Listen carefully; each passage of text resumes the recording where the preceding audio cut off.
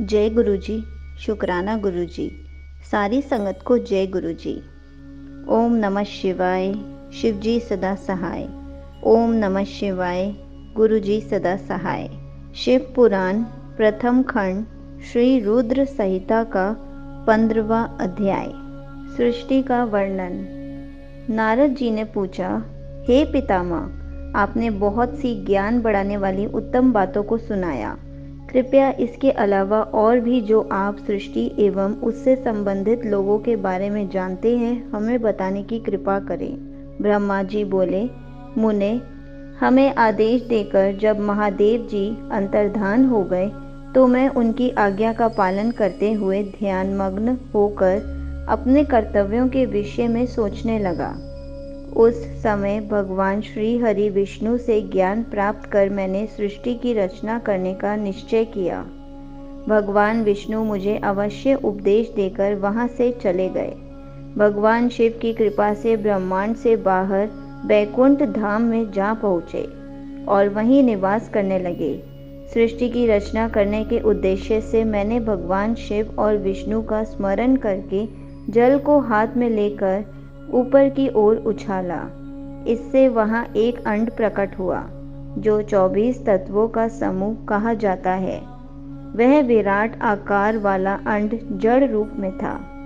उसे चेतनता प्रदान करने हेतु मैं कठोर तप करने लगा और 12 वर्षों तक तप करता रहा। तब श्री हरि विष्णु स्वयं प्रकट हुए और प्रसन्नता पूर्वक बोले। श्री विष्णु ने कहा, ब्राह्मण, मैं तुम पर प्रसन्न हूँ। जो इच्छा हो वह वर मांग लो। भगवान शिव की कृपा से मैं सब कुछ देने में समर्थ हूँ। ब्रह्मा बोले, महाभाग, आपने मुझ पर बड़ी कृपा की है। भगवान शंकर ने मुझे आपके हाथों में सौंप दिया है।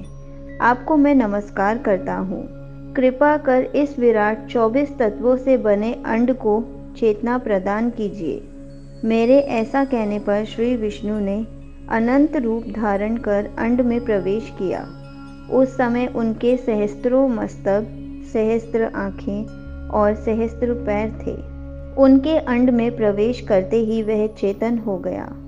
पाताल से सत्य लोक तक अंड के रूप में वहां विष्णु भगवान विराजने लगे। अंड में विराजमान होने के कारण विष्णु जी वैराज पुरुष कहलाए। पंचमुख महादेव ने अपने निवास हेतु कैलाश नगर का निर्माण किया। देवर्षि संपूर्ण ब्रह्मांड का नाश होने पर भी बैकुंठ और कैलाश अमर रहेंगे, अर्थात इसका नाश नहीं हो सकता। महादेव की आज्ञा से ही मुझ में सृष्टि की रचना करने की इच्छा उत्पन्न हुई है। अनजाने में ही मुझसे तमोगुणी सृष्टि की उत्पत्ति हुई, जिसे अविद्या पंचक कहते हैं। उसके पश्चात भगवान शिव की आज्ञा से स्थान वर्षसंज्ञक वृक्ष, जिसे पहला सर्ग कहते हैं, का निर्माण हुआ, परंतु पुरुषार्थ का साधक नहीं था। अतः दूसरा सर्ग तिर्यक स्त्रोता प्रकट हुआ। यह दुखों से भरा हुआ था। तब ब्रह्मा जी द्वारा ऊर्ध्व स्त्रोता नामक तीसरे सर्ग की रचना की गई। यह सात्विक सर्ग देव सर्ग के नाम से प्रसिद्ध हुआ। यह सर्ग सत्यवादी तथा परम सुखदायक है। इसकी रचना के उपरांत मैंने पुनः शिव चिंतन आरंभ कर दिया। तब एक रजोगुणी सृष्टि का आरंभ हुआ जो अर्वाक स्त्रोता नाम से विख्यात हुआ। इसके बाद मैंने 5 विकृत सृष्टि और 3 प्राकृत सर्गों को जन्म दिया। पहला मैं तत्व, दूसरा भूतों और तीसरा वैकारिक सर्ग है। इसके अलावा 5 विकृत सर्ग हैं। दोनों को मिलाकर कुल 8 सर्ग होते हैं। नवा कौमार सर्ग है, जिससे सनत सनंदन कुमारों की रचना हुई है। सनत आदि मेरे 4 मानस पुत्र हैं जो ब्रह्मा के समान हैं। वे महान व्रत का पालन करने वाले हैं। वे संसार से विमुख एवं ज्ञानी हैं। उनका मन शिव चिंतन में लगा रहता है। मुनि नारद, मेरी आज्ञा पाकर भी उन्होंने सृष्टि के कार्य में मन नहीं लगाया।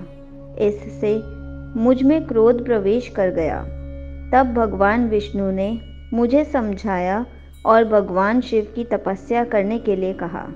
मेरी घोर तपस्या से मेरी बाहों और नाक के मध्य भाग से महेश्वर की 3 मूर्तियां प्रकट हुई, जो पूर्णाश, सर्वेश्वर एवं दया सागर थीं, और भगवान शिव का अर्धनारीश्वर रूप प्रकट हुआ। जन्म मरण से रहित, परम तेजस्वी, सर्वज्ञ नीलकंठ, साक्षात उमा वल्लभ भगवान महादेव के साक्षात दर्शन कर मैं धन्य हो गया। मैंने भक्ति भाव से उन्हें प्रणाम किया और उन्हें प्रसन्न करने के लिए उनकी स्तुति करने लगा। तब मैंने उनसे जीवों की रचना करने की प्रार्थना की। मेरी प्रार्थना स्वीकारते हुए देवादिदेव भगवान शिव ने रुद्र गुणों की रचना की। तब मैंने उनसे पुनः कहा, देवेश्वर शिव शंकर, अब आप संसार की मोह माया में लिप्त ऐसे जीवों की रचना करें जो मृत्यु और जन्म के बंधन में बंधे हों। यह सुनकर महादेव जी हंसते हुए कहने लगे। शिवजी ने कहा, हे ब्रह्मा, मैं जन्म और मृत्यु के भय में लिप्त जीवों की रचना नहीं करूँगा, क्योंकि वे जीव संसार रूपी बंधन में बंधे होने के कारण दुखों से युक्त होंगे। मैं सिर्फ उनका उद्धार करूँगा, उन्हें परम ज्ञान प्रदान कर उनके ज्ञान का विकास करूँगा। हे प्रजापति, इन जीवों की रचना आप करें। मोह माया के बंधनों में बंधे इस प्रकार के जीवों की सृष्टि करने पर भी आप इस माया में नहीं बंधेंगे। मुझसे इस प्रकार कहकर महादेव शिव शंकर अपने पार्षदों के साथ वहां से अंतर्धान हो गए। यहीं पर शिव पुराण प्रथम खंड श्री रुद्र संहिता का 15वां अध्याय समाप्त होता है। जय गुरु जी। शुक्राना गुरु जी।